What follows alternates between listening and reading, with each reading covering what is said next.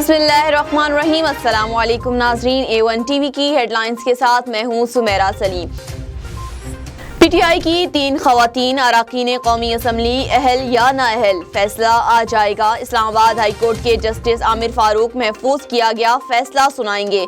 कमल शौजब, मलाइका बुखारी, ताशफीन सफदर की अहलियत नून लीग ने चैलेंज की। तीनों को आर्टिकल 62 के तहत नाअहल करने की इस्तदा की गई। वफाकी काबीना ने कराची में 5 मंसूबे मुकम्मल कर लिए। वज़ीर आज़म इमरान खान 7 मार्च को कराची में मंसूबों का इफ्तिताह करेंगे। इन सूबों में सखी हसन, 5 स्टार, रे के DH चौरंगी पर फ्लाई ओवर्स और 2 सड़कें शामिल। 3 फ्लाई ओवर्स की तामीर से शाहराह शेर शाह सूरी सिग्नल फ्री हो गई। हुकूमत 25,000 से कम आमदन वालों की राशन खरीदारी में मदद करेगी। वज़ीर आज़म की ज़ेरे सदारत इजलास तमाम मुतल्लिका महकमों ने ब्रीफिंग दी।